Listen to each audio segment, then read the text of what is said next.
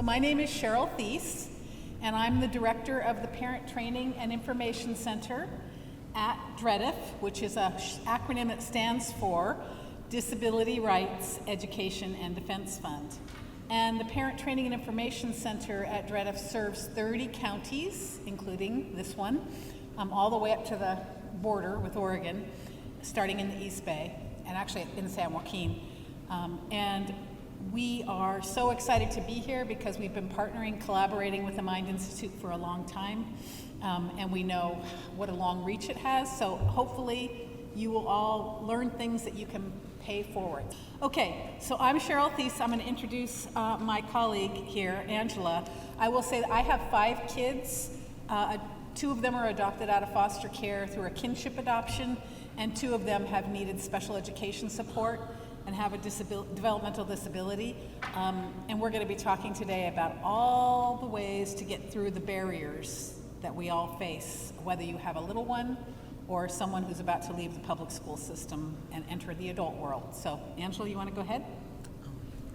Hello. My name is Angela Haynes. I'm an education advocate at DREDF. I have worked in many capacities advocating for the needs, not only for my children. I have 2 children, but not only for the education of my children, but also in a setting as a guardian for state wards. I had to go into many situations of housing and education and life planning, and then I've also worked as a registered behavioral technician. And as an education advocate, I'm often working with parents, helping them understand what they need to do to advocate for what that specific need is. And we hear many different issues that arise, and we help advocate for those. DREDF, we're a national law and policy center. We look at some issues and discrepancies in policies and laws that are affecting people with disability, and we look to address those and challenge those. So we have attorneys who focus on those type of large policy legislative issues. We also have, as Cheryl mentioned, a Parent Training Information Center, and that's what we are part of. As it's a free service, it's federally funded. Every state has one, and what we do is we help the parents understand the special education process, understand their rights. We provide one-on-one support, and we also do free trainings. I wanted to speak a little bit more on, as a parent training information center, anyone is welcome to give us a call. We also work with professionals as well of helping them. Sometimes they might have clients that they want to find out what's the best way to support them in their situation, and they can contact us. They can contact us with the clients, and we will help with that process. So today, in talking about transitions is a big part of life. From birth to old age, we are constantly making changes and navigating through different pieces of our life, and as we move from one area to the next. When the individual has different needs, that transition, strong advocacy skills are very essential in making sure that as they move from 3 to grade school, they have the supports that they're going to need to be successful in that setting. We're talking, we're Parent Training Information Center, so we're talking mostly about special education, but these are strategies that can be used in any aspect.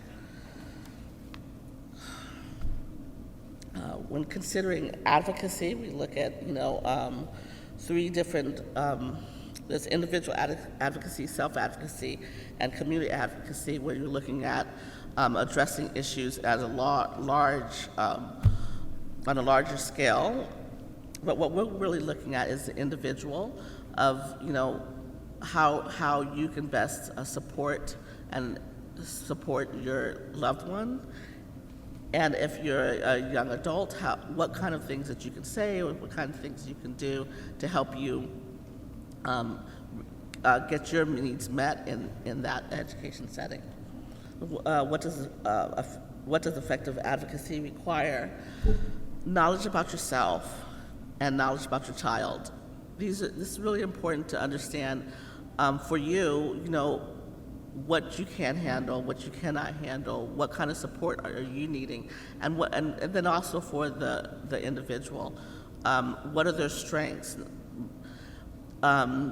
It's important to understand what are the weaknesses, what are the areas that we need to look at and focus on, but what are the strengths as well? What are those strengths that they're going to use to help build those building blocks to get to their objective and the goal? And specifically, what are you advocating for? What are you looking for? And once you've determined what you're looking for and knowing where can you get that help that you need, who in the community is going to be able to help you, what partnerships are you going to build to get that. And one important piece is really understanding ableism. Ableism is very entrenched in our society, and ableism is the concept that people without a disability are superior to those who have a disability. And that's not something that we abide by. We believe that everybody has their own strengths, their own unique ways that should be valued and appreciated. If you're advocating for someone, it's important to understand your own personal biases and making sure that it doesn't get interfered in. It doesn't interfere in what you're thinking of the individual's abilities or what they can do. Or sometimes even when you're advocating for the person who's receiving the information, do they have biases that makes it a challenge for them to hear what you're asking for, the ability for your child to be able to interact with others. Sometimes ableism, conscious bias or a non-conscious bias can interfere in that place. So be aware of it. And one of the biggest things I just before I go on want to mention is self-care. Self-care is so essential. Making sure that when you're caring for somebody, sometimes you may end up not even getting a chance to eat. It affects your sleep. It affects just so many, and sometimes you may stay up worrying about making sure they get what they need. As an advocate, take the time to care for yourself, get your rest. That way you can hear better some of the messages that are being passed to you, and you can gives you time to really reflect on the statements and come up with another solution, or come up with a plan, and actively participate in that. Parents are the child's first advocates. So you know so much about your children. You know so many things about when they started walking, when they started speaking, all the things. That's valuable information that you would want to have that information, that data, and bring that support to the table as you're advocating, and keep a sense of urgency. It's so important that if you're asking for a service, sometimes the response may be, well, let's wait, let's watch. Well, time is passing for that child, and that child could have received that information and grown in that time. So, as an advocate, you can say, well, this is important. Let's continue to look at it and work on it. Help develop truly individualized programs, and then continue to monitor it. And you can expect accountability and be accountable to yourself. That's another important thing as an advocate, is that making notes on when to expect a response, and making sure that you follow through with the commitments and comments that you've expressed to them, just as you expect that from them as well. I just want to say you will get a copy of this presentation if you don't have it already, and you'll see that there's some live links. Hello over there. There's some live links as we go through, and they're all clickable links, so you can go right to the site. And the resource on that page, how to write a good parent letter, whether you're writing a healthcare team, whether you're making an appeal with Social Security, whether you're making an appeal or challenging something at the school, knowing how to write a good letter where your emotions aren't driving you, but data and evidence are, that's a great resource that we've included there. Go ahead. One of the things we really wanted to emphasize, because we talk to hundreds and hundreds of parents and professionals and even educators, healthcare professionals, we do training, for example, not just here at the Mind Institute, but with local community agencies, with state agencies. And one of the things that we know is that parents often, and when we say parent, by the way, we mean the person who's the educational decision maker, right? You could be a kinship grandma, you could be a legal guardian, you could be a biological parent, an adoptive parent. We're using the term parent to mean everybody. But we know that your advocacy matters far more than I think most people know. And the reason we know that is that at DREDF we will see, for example, the Individualized Education Plan, the IEP, for children who are even going to the same school, even in the same classroom, that with the same disability that kind of impacts them in very similar ways. And those IEPs can look very different from each other. And that tells us something really important. It tells us that there's an equity issue, because that shouldn't happen, right? But it does. And what makes the difference in our experience is whether or not there's someone advocating for that child, right? And the problem with that is that as parents, we have all kinds of barriers, right? We have language barriers for some of us. We have, if we're coming from another country, we don't necessarily know the systems in this society. There's parents who are just not available because they've been deported, because they're in prison, because a child's in foster care. So just know that not only do we want to emphasize today you learning these advocacy skills, and if you're a healthcare or community care provider, we want you to know that you touch so many people that just knowing where to send them for help can make a huge difference, but also that the advocacy of that parent, the speaking up, the not feeling like you're a guest, but that you are a part of the team, that is an essential part of the process. And so we always start with these basic ideas, which is that every child can learn, right? Every child can learn. Every child deserves health care. Every child deserves access to community activities. We know also that every child is unique, and you probably heard this before. If you know one child with autism, I have a child with autism, or a young man, you know one person, right? That people are not defined by their disability. And also, as Angela said a minute ago, you're the expert on your child. And so when you're a community provider, that's something we hope you can really reinforce for our families, is speak up, because it will make a big difference. Whether you know it or not, you have more power than you think that you do. So let's talk about some basic advocacy skills. And this may sound very familiar to you, but there are things that we can know them intellectually and get into these high stress, anxiety provoking kinds of situations where there's conflict, whether it's at a school or on your healthcare team, or we're dealing with regional centers or whatever the issues are, where we suddenly just can't access that knowledge. So we wanted to write it down for you in part, just so that you have it right in front of you. So just a few things, and I won't go through all of this, but don't be afraid to ask questions. So many times families will tell us after a meeting or some sort of consultation, well, I didn't really understand what they were saying. I didn't really know what they meant by that. But I didn't want to be disrespectful, or I knew we didn't have much time.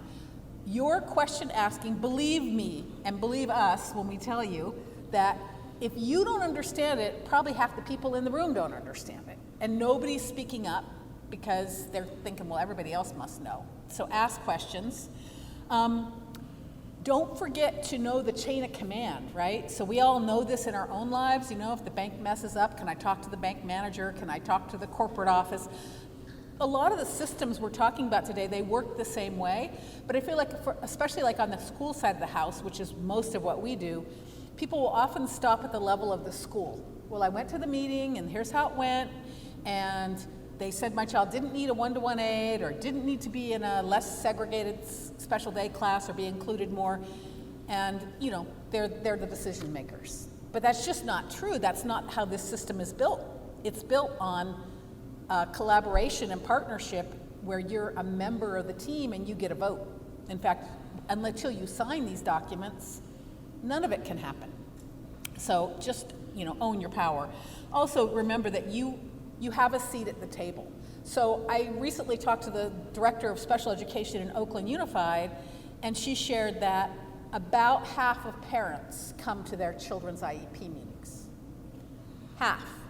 And instead, mostly the team meets without them. It's mailed to their house, they sign it, they mail it back without understanding what they're giving away, the power to help and advocate for their child that they're giving away. So don't be afraid to take a seat at the table. The other thing is we're just going to say it over and over again. One of the biggest problems that we see is related to what Angela talked about, which is ableism, right? So, oh, your child has Down syndrome. All children with intellectual disabilities go to the special day class at room 6. That teacher is wonderful. Well, that is a real problem because that's predetermination. That's making assumptions about who that child is just on the basis of their disability. That should be a big red flag to you when that happens. But a lot of times families feel like, oh, there's a special class for kids like mine without asking, and it may be a great fit, don't get me wrong, but without asking the essential questions. And then finally, and you can tell we work with lawyers because we say this all the time, we're not lawyers, data, evidence, examples, right? When you say, I think my child needs this, or often what we say instead as parents is, I feel that my child needs this. Well, that's nice, and often the response back to you will be, oh, I can understand why you feel that way. Done. And that's really different than saying, I'm here today to advocate for my child to get more support with their speech and language therapy. Here's some examples. When they had more support last year, they made way more progress. How do I know? Here's the goals, here's the progress reports, here's the speech and language evaluation, and so on. And so, as hard as it is, because I want to say this, we tell people all the time, welcome to special ed, you have a new, at least part-time job. Right? It's a lot of work. But just know that that data and evidence and even the examples, another common example is schools will say, oh, your child's not eligible for services because they're doing okay in school. Because they're only using, like, are their grades okay? And, you know, we know there's a wide variety of, you know, what our kids with developmental disabilities can do. But for sure, what we know is that we're living it at home too. So they'll say, well, you may be having problems with behavior at home, but we don't see it at school. And you're saying, yeah, but when they go to do their homework, did you know? I sit with them one-on-one. I prompt them 10 times to get back on track. I explain it again to them in a way I know they could understand it better because they didn't understand the teacher's directions. So that's impact, that's educational impact. It's not just what the teacher sees in the classroom in this highly structured way. That's important impact as well. All of your power rests on asking questions. If it doesn't sound right or feel right to you, you don't have to sign or agree until you get the information you need, right?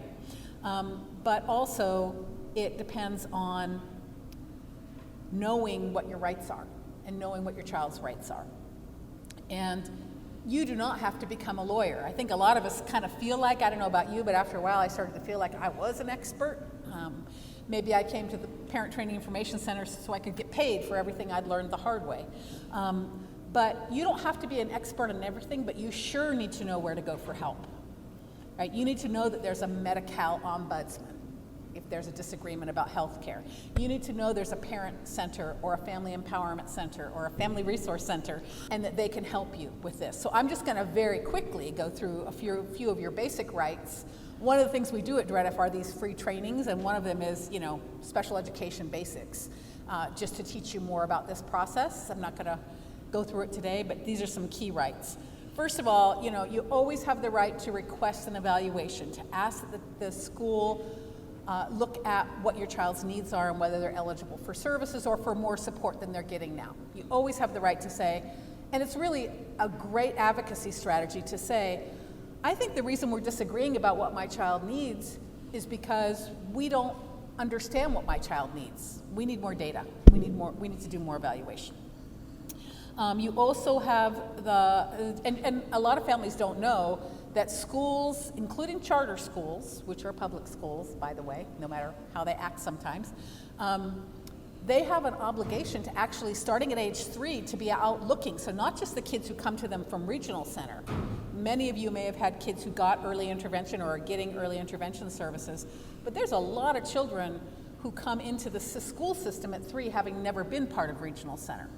Maybe their parents didn't know, maybe the question of whether it's a developmental disability hasn't been obvious until they get to the point where they're really showing signs of struggling.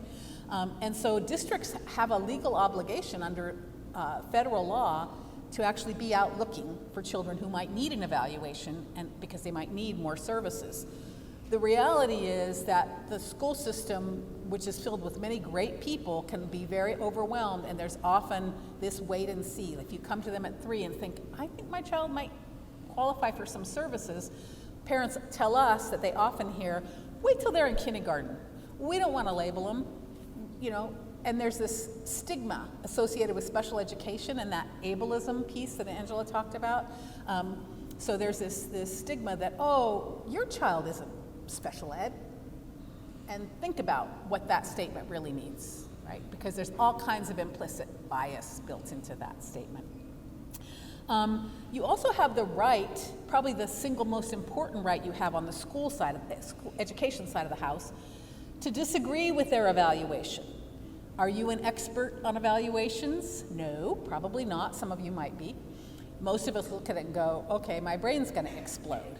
But you have instincts and you have knowledge about your child, and if you read that evaluation, whether it's a speech and language or occupational therapy or the school psychologist evaluation or the special ed teacher's evaluation, I gotta stop doing that, just know that if you go, this just does not sound like it covered everything, it doesn't sound like my child's needs have really been identified here, I just disagree with this evaluation. I just don't think it's done the job for our team to know what to do to help my kid.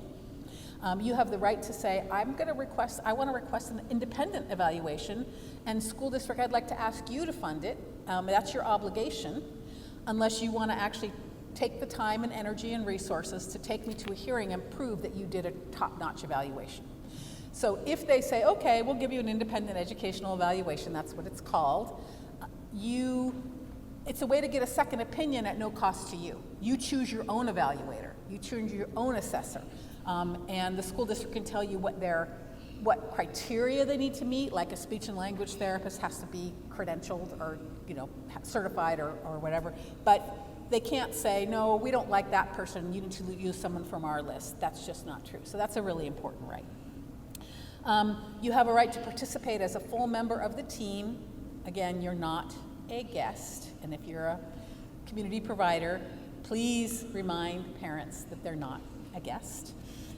You have the right to ask for meetings, whether your child has a 504 plan or an IEP, or you want to meet with your healthcare team. My youngest had multiple complex medical needs as a little one, and at one point had 9 specialists, and none of them were talking to each other as far as I could tell. And so it took a lot, and I finally just said, okay, hold up. What would you do if this was Brad and Angelina Jolie's baby? Do that. And so I want a meeting with everybody where we're all at the table doing this. And it took a while, and it took a lot of pushing, but it made a huge difference because it helped I actually identify what the major underlying problem was. And some assumptions had been made about this child coming out of foster care, that this was all just related to their past, right? But in fact, they had a neurodevelopmental and neurophysical problem that was correctable, and they'd missed it. You also have the right to get information in a way that you can access it. So not just in your own language, which is super important, and you always, one parent mom said to me, I think she was French speaking, and she spoke beautiful English, but she said, you know what? English is my second language, and when I get stressed, I can't understand a thing anybody's saying because I'm upset and I'm anxious and I lose those skills. And I said, well, then you have the right to ask for an interpreter because you can't participate in the meeting effectively without an interpreter. Also, many of us as parents have a disability or need accommodations, saying things like, I want to make sure that the information is presented slowly, even if we need 2 meetings, because it takes me some time to process information. Or I will need it to be on the first floor because I'm a wheelchair user. Make sure you get copies of everything. You have a right to see everything. You have a right to your child's records, which we'll talk about in a minute. But you have nothing about your child's records, health records or education records, should be private for you. You have a right to access that information. You also have a right to have meetings at a time and a location that works for you. So this is another big one we hear from parents all the time, right? You get a notice, maybe via email or the mail or in your child's backpack. I hate that. My kid lost everything.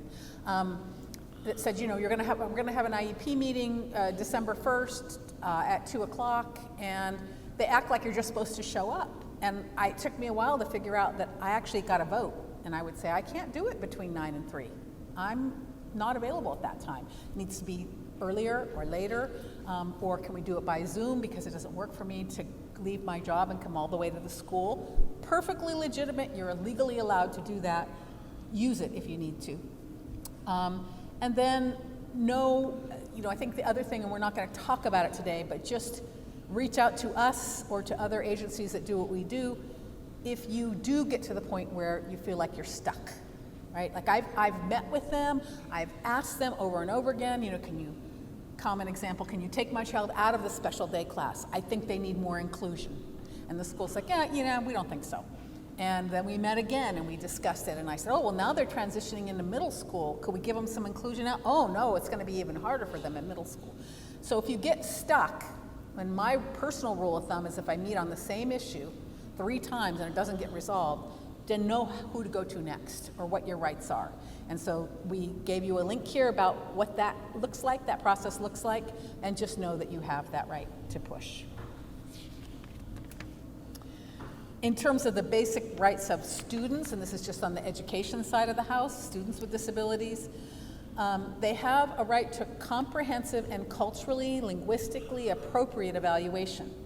So how do you know what a child can do if you evaluate them in English and it's their second language, and then you think that they're struggling a lot more in some areas than they are? You're not writing an appropriate plan. You have a right to have things done within certain timelines. And again, we're not going to spend the time here talking about timelines. This isn't just a special ed training, but there are timelines. And although during COVID everything fell apart, they're back in place. And it's really important to know what they are and mark your calendars. And when you don't get what you're supposed to get in time or things aren't happening, know that you actually can file complaints, not just with the school or district, but at the state level, because time, as Angela said, it really matters. You cannot just keep waiting and waiting. Oh, we're so busy, we're so sorry. Time matters. And if the system's working perfectly from the time that you ask for an evaluation in writing until the time that they tell you if your child is eligible for services, at a minimum it's 75 days in California.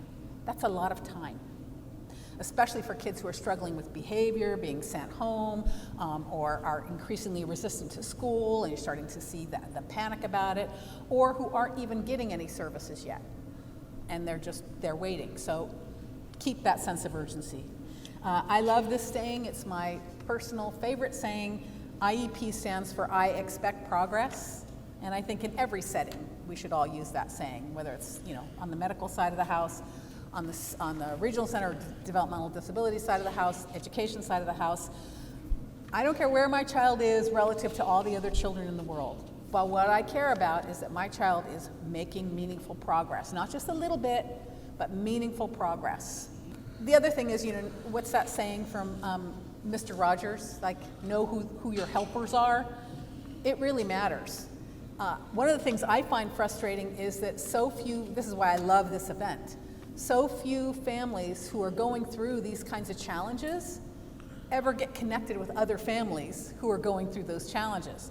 So just talking to someone who's 3 or 4 years ahead of you on the road to, getting a child education services or regional center services or whatever, that's like a gold mine, right? You have somebody who says, oh, did you know? I'll give you a quick example. I just found out a couple of years ago about Department of Rehabilitation and what they can do. I have a child who just graduated high school and is 18 and wants to go to college. And I did not know until recently that the Department of Rehab, if he was pursuing employment that would require a college degree, would pay all of his tuition, all of his fees, buy him a computer, buy him a printer, pay for his transportation. No idea. And that's huge, right? And that doesn't mean it has to be at a typical 4-year college either. It could be the child. I had a student once who wanted to go to truck driving school. Department of Rehab funded that. And a tutor for $100 an hour once a week to meet with him. I had no idea.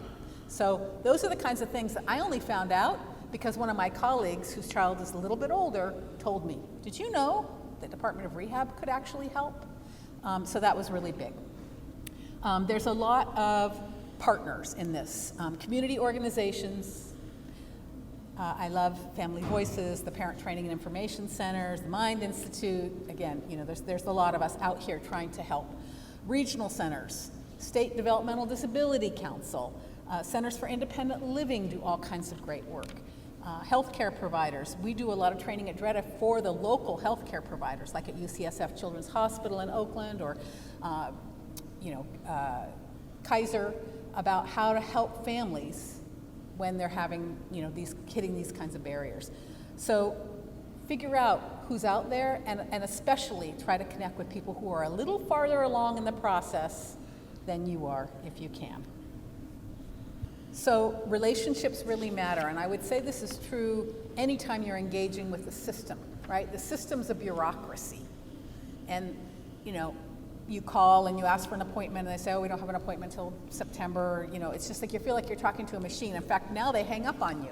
I don't know how many of you had this experience where you're calling the state unemployment office or you're calling a big agency, DMV, but they're like, I'm sorry, we have too many people in the queue, goodbye. So knowing how the system works, knowing what the chain of command is, but also building relationships with people, and especially at the school district level. We always say be hard on the issues and soft on the people, especially the line staff, because the line staff are out there trying to do it every day and working really hard, and they really care. And sometimes your job is to help them get the resources, help, training that they need to do their job. And it can be, I've had teachers call to say, I want to talk to you confidentially, but I think this kid needs more help. I've been told I shouldn't mention things in a meeting. And so, we can talk through some strategies they can use because people are, they're worried. And even if no one ever said that, people worry about how hard they can push being inside the system. But developing those relationships really, really matters. Making sure that when something goes right, that you say thank you. This happens so often that we go into meetings and we have our list of everything that's wrong.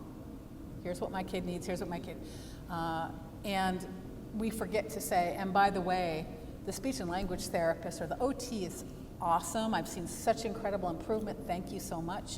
And that really sets a tone for all these kinds of interactions. So don't just reach out when there's problems, get involved, engage, and so on.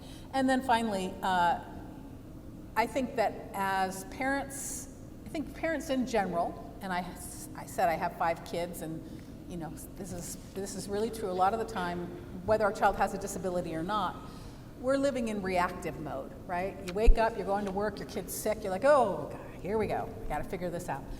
But when it comes to advocating for students with developmental disabilities, it's especially important to try to get ahead of the curve and anticipate. So one thing we'll talk about in a bit is, your child, say they're transitioning from one system to the other, from regional center early intervention to the school district. There's a timeline, but there's things you can do to make sure the system is working well. and make sure that everything's done before it's summer and everyone disappears on you, right? So building the relationships and doing it as proactively as you can. Getting organized is really a important part, because a lot of the information that you're going to bring to the table is, as Cheryl was talking about, is that data. And so collecting that data, looking at the IEP, sometimes you might need to highlight some important parts that you want to bring and discuss about, or you may want to have a separate sheet of paper that's going to a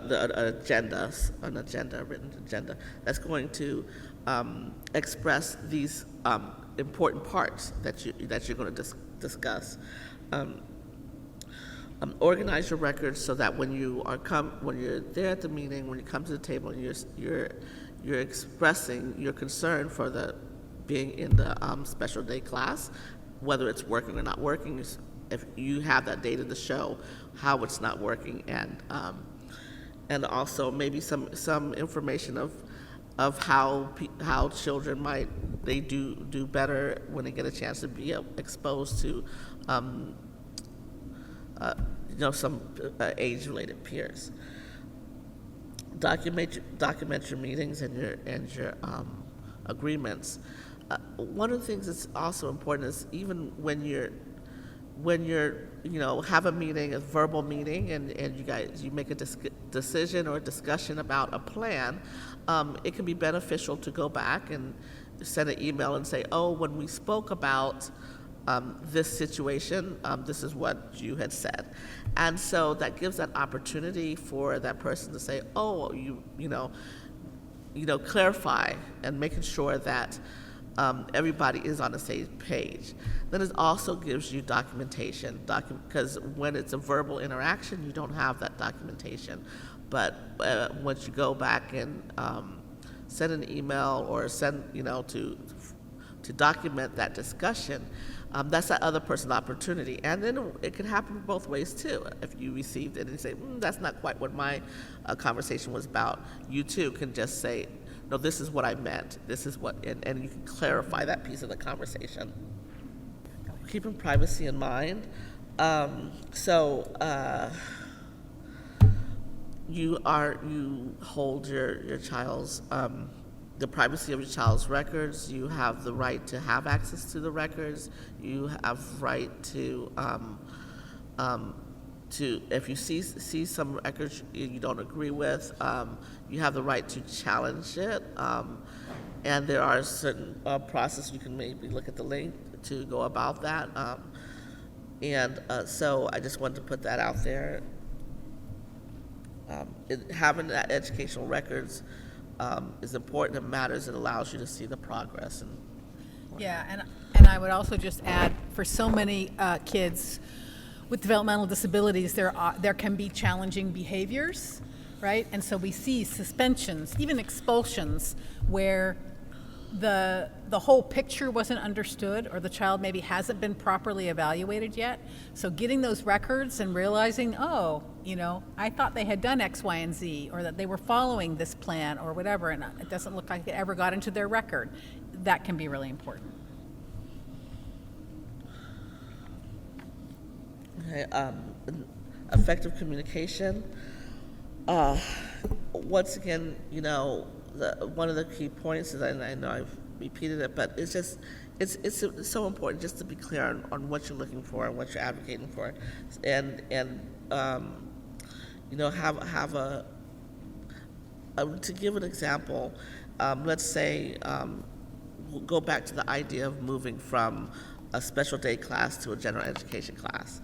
And so, and you're having this discussion and you're asking, well, I would like them to move to the general education class, and they're saying, no, that can't happen.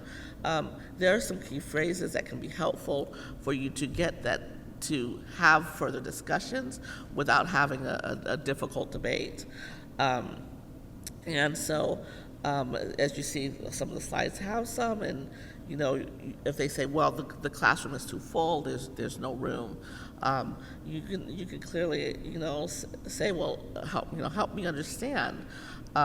We're discussing an individual education So this should be individualized for my child. So, you in that, you kind of open that discussion for them to explain it a little bit more, but then you still you still said, well, we're still keeping the child at the focus. We're still talking about the IEP, and you're bringing to the point, knowing the rights and the rights of the child, that it is individualized. Paraphrasing what is said, so, in the same scenario. So what you're saying is, and I know many of you all may have said that, but if what you're saying is that the class is too full for my child. However, once again, you can go back to, we're talking about an individual plan. And so that allows two people to get on the same page, and they can say, well, I'm sorry, that must misunderstood this. What I was really saying was, I don't know. But so it's important to, and there's several, I'm not going to go into each of them, but it's really about not, you want to foster a positive relationship when possible. You want to listen more of their viewpoints, more of their understanding, while still expressing the rights and the rights of the child. And so you can continue to have that discussion. And in preparing for the IEP meeting, as I mentioned before, you have an agenda of the specific things that you're going to talk about. As we mentioned before, it's held at a mutual time where everybody is in agreement, and that matters. You also can write your own report. So if there's some things that you notice that you're concerned about, your report can have that data that we talked about, that information, and it can actually be added as part of the IEP. You gather the school district's information and the school district report. If you're advocating for, let's say a child has been having, some behaviors, you can look at the school district's reports, have your reports to align what's different, and you can bring that to the table. Highlight those issues, highlight the parts that support what you're asking for, that data to show that there is a problem, or the data that show that you're right to that change. Just to give you a good example, one parent was being told that their child had really significant behavior issues, and the parent was really thought maybe it was a lack of training for the teacher, or she just didn't understand how to run a tight ship in a classroom and so on. And so she was able to get a letter from her child's Sunday school teacher about how effectively and beautifully the child participated in Sunday school, and that the problems weren't seen there. Because when it's just the parent saying, "Oh, I don't see that at home," I don't know that it's always taken as seriously, but when it's the child care provider, the after-school person, or a club, or the Girls and Boy Scouts, or in this case, the Sunday school teacher, now we have another person saying, hey, in the context of a group, we actually aren't seeing that, and here's the things we've found that work.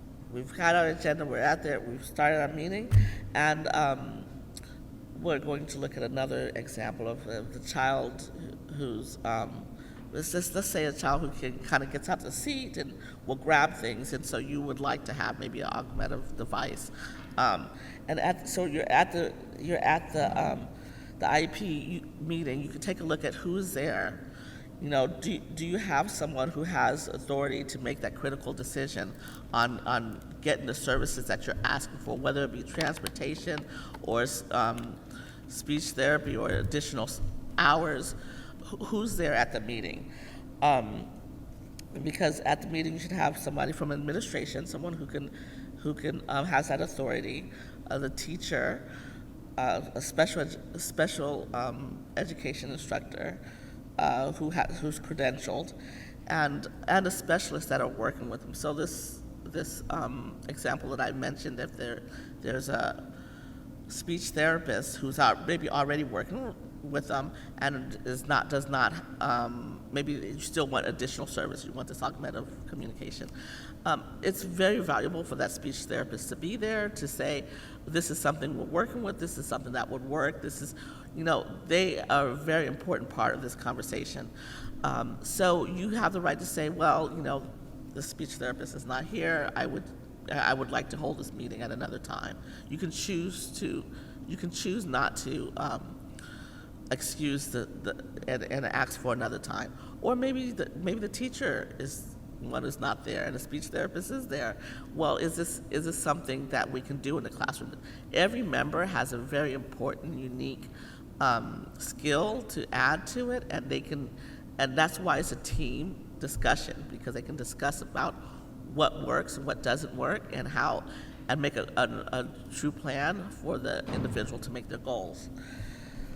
A lot of us get pretty frustrated in IEP meetings, this is transferable to meetings with healthcare professionals, regional center, any of the big systems. You can get frustrated, and we tend to be less effective when we're upset. And so just saying, like, I need a minute, I need to take a break, or bringing somebody with you can be incredibly helpful. I always say, don't IEP alone. I think it's true in a lot of different contexts, not just IEP meetings. Having somebody with you who can, give you a squeeze, take you out for a break, or say, what my sister's trying to say is, and that can be very effective as well. And we just want you to know too, again, in the realm of rights, that you never have to sign agreement at these meetings. You always have the right to take it home, get it translated. You shouldn't be signing an IEP or any document you can't read, right? Would you sign your home mortgage without being able to read the contract? Well, this is a contract. So just knowing that that's an option as well. Make sure to ask in the meeting important questions. These questions kind of help you with your follow-up plan as well. You want to know who's there, what are their qualifications, how will you know the service is being provided. As a parent, having the right for active parent participation, you want to know these things so that as you monitor, you can see that it's being followed as it was discussed, as it was said. So, what would help look like, or what would the improvement look like? Yeah, I love examples, so I'll just give you an example. You might say in the IEP that they're going to give you speech therapy, or your doctor might say, yes, we're going to refer you to this clinic. And your next question might be, when will that start? In the school setting, are you going to do it inside the classroom or outside the classroom? Is it going to be a one-on-one service or a group service? So that if tomorrow you picked up and moved across the country somewhere else, you'd have a document you could pick up and take with you that would say, oh, this child needs an MRI, this child needs these diagnostic tests, this child in the school setting needs these kind of services provided one-to-one, this many minutes a week, and so on. It should be that clear. It should be that you could move somewhere tomorrow, take it in, and they could follow it. And that is often not at all what happens. Just in terms of the special ed process, and part of this that we want you to know is, no matter what system you're interacting with, because regional center has timelines and steps and processes, many of the, in healthcare settings, there's a process. And so knowing what the process is really matters. So this is an example of what the process is in special education. It follows a certain order. If you ever show up at a meeting for your child, whether they're 3 or 21, and somebody says, we have the perfect, we're here today to make sure that she gets into this program because it's the perfect place for her. You should have red flags waving all inside your head, because that's predetermination. We haven't even discussed what my child needs yet. We haven't even started looking at the evaluations. I don't even know if I agree with the evaluations yet. And after we have the evaluations, that gives us the starting line.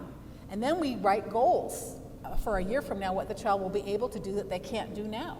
And once we have the goals, then we say, what are the services that child's going to need to meet those goals, right? Because it's not on the child to meet the goals. If a child doesn't meet their goals, the IEP team has failed, the IEP has failed. And so it's on us. We need to make sure that the goals are ambitious, and again, this is where ableism comes in, right? You have a child with maybe a developmental disability and maybe very limited oral communication and a lot of significant needs, and somebody says, you know, well, I mean, we're not going to focus on reading because she can't learn to read. Hello, lots of kids can learn to read who have those kinds of challenges. They may need different services, it may be happen more slowly, but we shouldn't assume that the child can't read. But sometimes that creeps in all these ways. So you figure out what they need through evaluations, you figure out where they are right now in terms of where they need help, you write goals for a year from now, then you figure out what services, speech, OT, social skills, behavior support, specialized academic instruction, there's all kinds of pieces of an IEP, and what are they going to need to meet those goals?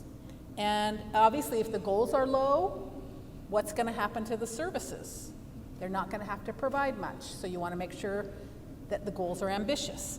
And then once you have the services and supports, the very last thing legally that's supposed to be discussed at an IEP meeting is placement.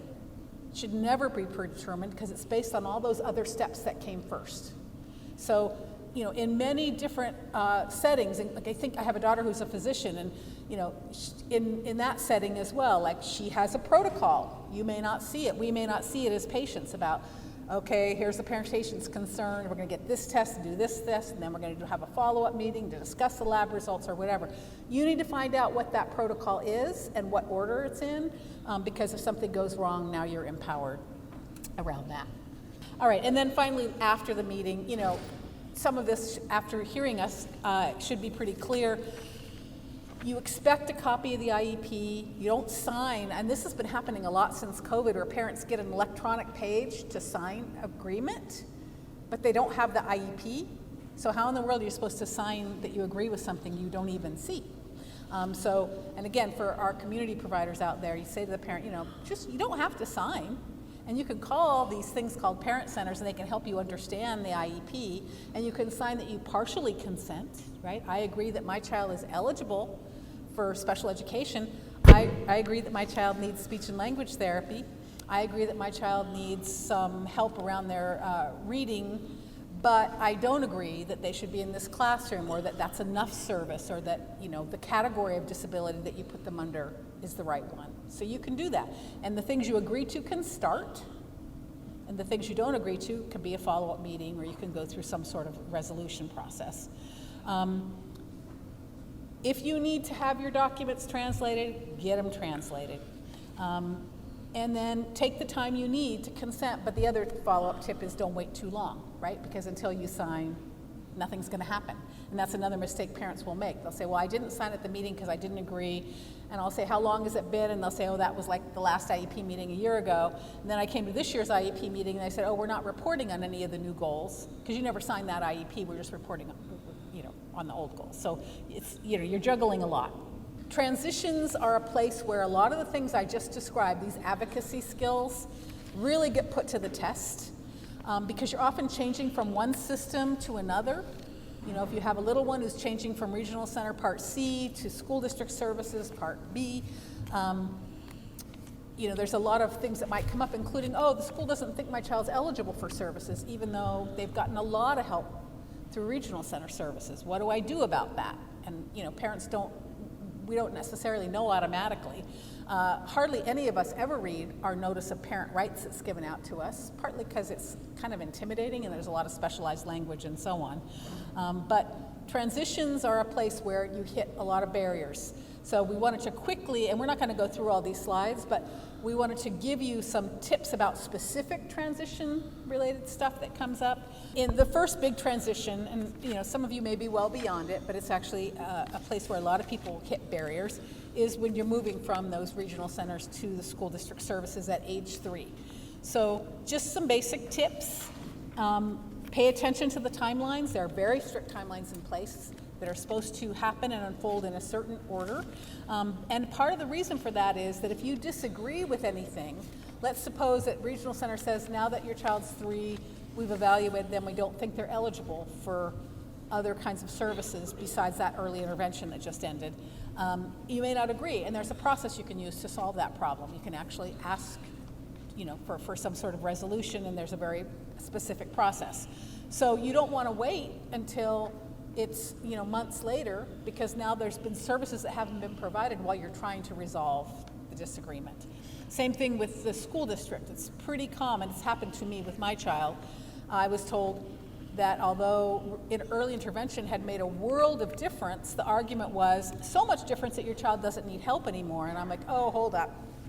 I can tell you as someone who's living with this child that there's definitely some needs. And they said, well, just wait until he goes to kindergarten. And I said, well, then we'll lose 2 years of early intervention with the school district. All the services that were helping him so much to prepare him for kindergarten are going to go away for 2 years, and then we're going to try to pick up the pieces. So pay attention to the timelines. Again, always individualize. Never let people describe what children with, Prader-Willi syndrome need, what children with autism need, as if one child is interchangeable with another child, because that's not how it works at all. And make sure that you do things like visit proposed placements. A common problem here in California, we have a real issue with, we don't have enough public preschools, so when kids are coming from regional center into school district services, the school district may say, well, if we had a public preschool program, we might offer 3 hours a day at public preschool, but we don't have one. Well, a lot of parents push on that and get their private preschool funded, or get help at the private preschool for the child, and so the support pushed in. But all that takes time. And again, time matters, and these things can be urgent. Okay. Another thing that happens in the early intervention side of the house is also something that happens in the next area, which is kindergarten, or increasingly these days TK. And that is that, again, that ableism stuff sneaks in. So there's just an assumption that, of course, your child will be in a special class. And I don't mean to imply, please don't misunderstand, that there aren't some kids who really benefit from being in something like a special day class or even a non-public school, because for sure there are. The problem is that once they go down that track, it's often very hard to ever pull them back in to a more inclusive setting. And so the law is pretty specific. You start with the most inclusive setting, and then if that doesn't work, then you look at other alternatives. But in that 3 to 5 year gap, 5-year-old gap, often that's not what happens. They'll say, well, this is what we have available. You can come to this program or not. And so again, just know that you can question those kinds of things. In the transition to kindergarten, go visit the school, go check out the playground, ask if you can meet the teacher the day before. A lot of times now the schools are doing like a come visit day. But just know that there's lots of things that you can do to make your child more comfortable. Some schools, I love the program where they, over the summer, have events for the parents and kids to get together and just meet each other. It's a great way to make things less stressful. And then write a parent letter to your child's teacher. I'm so excited my child's going to be in your class, and here's some of the things I want you to know. Transitions are a nightmare. He really struggles with it, but here's what works, and so on. Okay. The transition to middle school, just a couple of quick things. The big problem is not just one teacher, so now you've got to navigate a whole bunch of teachers.